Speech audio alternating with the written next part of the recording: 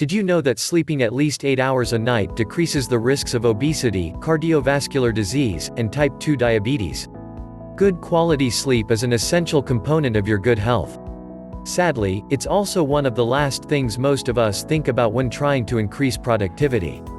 However, just like eating right, staying hydrated, and exercising moderately, getting a better night's sleep should be one of the first improvements you make to create a healthy and productive lifestyle for yourself. A better night's sleep will also help you reduce stress, improve your memory, and boost your mood, in addition to all the physical health benefits. When you think about it, the idea of losing weight, being healthier, and reducing stress just by sleeping better at night sounds like science fiction.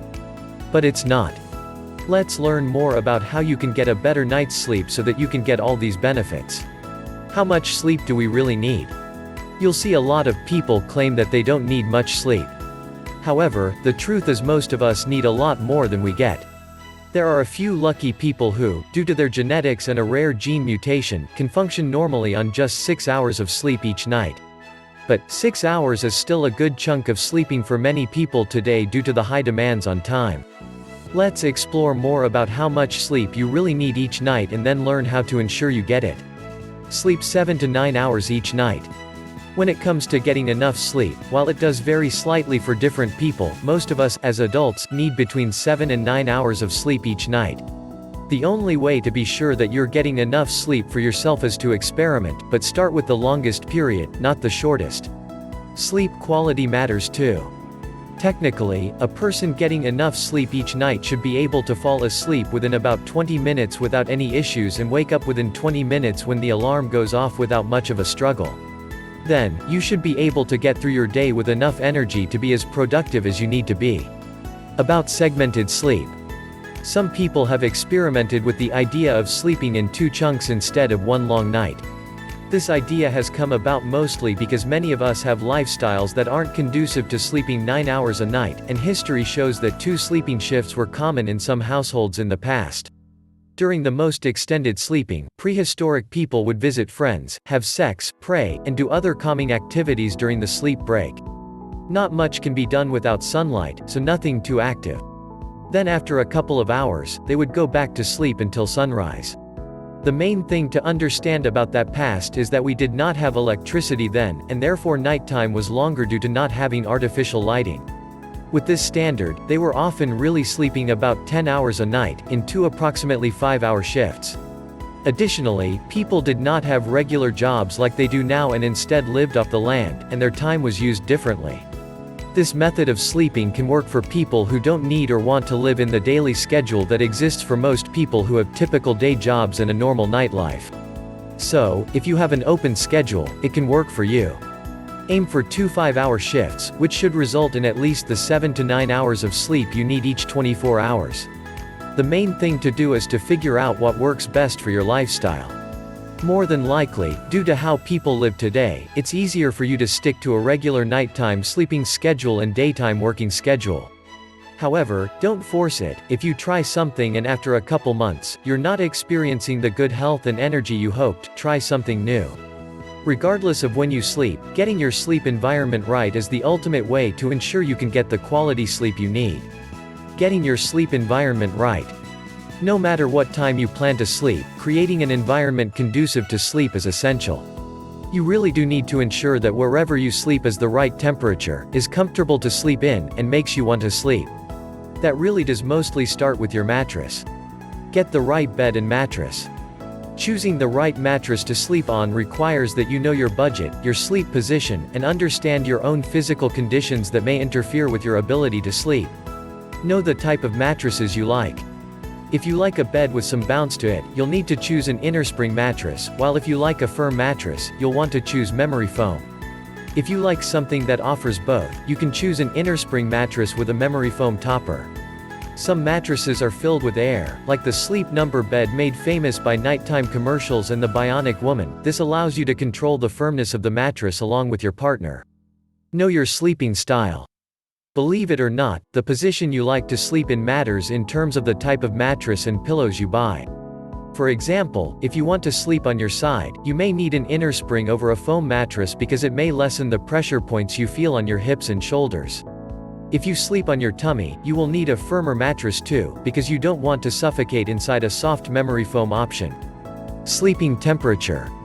If you tend to be a hot sleeper, it's essential to be mindful of this when choosing a mattress.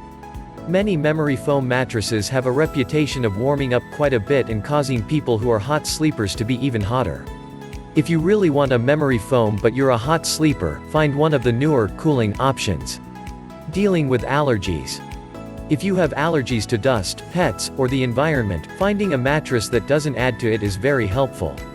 Memory foam is antimicrobial, as well as resistant to dust mites and mold.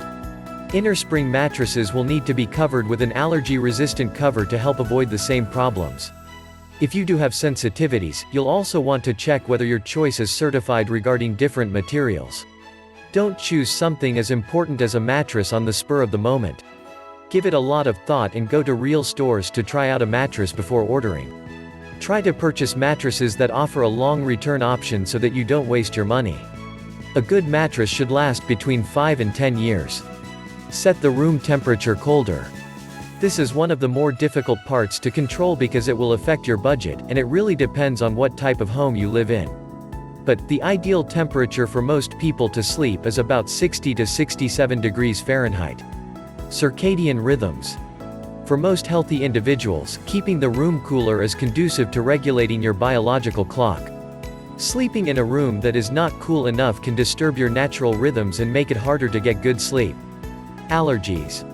If you are prone to allergies, keeping your room on the colder side of the range, around 61 degrees Fahrenheit, is an excellent way to reduce allergy problems. If this requires the use of an air conditioner, it will reduce humidity, which is also a way to reduce allergens and dust mites. Blankets. Most of us sleep a lot better cuddled up in soft blankets. This requires that you make the room cooler so that you can cover up. This may seem counterproductive, but it's just a fact. Some people love using weighted blankets too. Sleeping longer. When the room is kept colder, it will enable you to fall asleep faster and stay asleep much longer than if you didn't control the temperature of the room. Your body naturally reduces its temperature as it prepares for sleep, so doing it by room temperature will help too. Sleep quality. When the room is on the colder side and you use the right blankets and mattress, you'll avoid night sweats and other issues that can disrupt your sleep. As you near waking moments, your body will naturally heat up. Health and aging. Studies show that sleeping in a room between 60 and 68 degrees Fahrenheit will help your body to naturally produce more of the hormone melatonin, which is also associated with anti-aging. By the way, melatonin also improves your sleep quality. Help with metabolism. Just like your body releases the hormone melatonin during sleep if it's cool enough, your body also uses the sleeping time to process fat.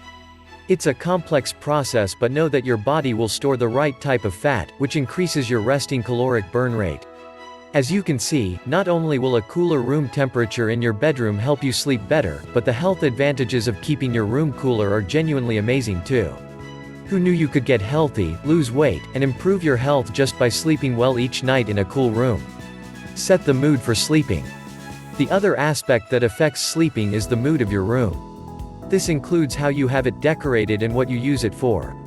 In general, your bedroom should be set up in a way that makes it clear to your mind that you are supposed to be resting and sleeping. You can do this in a variety of ways that don't break the bank. Make the space peaceful. Everyone has a different idea about what is peaceful, but you can look to color theory to find the right color palette that you like and that is also peaceful and serene. In general, the colors of nature, shades of green and blue, will provide the most tranquil space. Keep work out of your bedroom. Even if you do have a home office, and even if it must be in the bedroom, try to make your room as work-free as possible by the time it's sleeping time. Hide the work area behind a room divider so that you cannot see it when you're in your bed. Clear away all the clutter. Any type of clutter and disorganization will cause stress and anxiety. It's best if you set up your room so that everything has a place, and it's easy to keep clutter down. Ensure that it gets very dark. When you choose window treatments, get blackout shades and liners so that you can make the room very dark. You don't want lights shining in the window to disturb your slumber. Set up fans and ventilation. You want to keep the room cool and feeling fresh. Avoid having fans blow right on your face, but keeping a gentle breeze flowing in the bedroom helps improve sleep quality. Buy the best sheets you can afford. The best sheets are just good high thread count 100% cotton sheets. However, today there are more types of sheets that you can consider trying. Anything wicking and cooling is helpful. Get the right mattress and the pillows. As discussed above, investing in a good mattress and pillows based on your sleeping style is also essential for setting the right mood for sleeping. You don't need to replace them often, so spending more money here can really pay off. Clean up your room daily. Set a schedule for cleaning your room so that it stays dust and clutter-free. Since you are going to avoid doing more than sleeping and resting in the room, it shouldn't be that much work. When you set the mood for sleeping, you ensure that you use the space for what is intended, which is to get restful and restorative sleep every single night of your life. Getting your sleep environment right requires that you understand what you need to get a good night's rest and being willing to invest in it. Investing in your health is always worth it.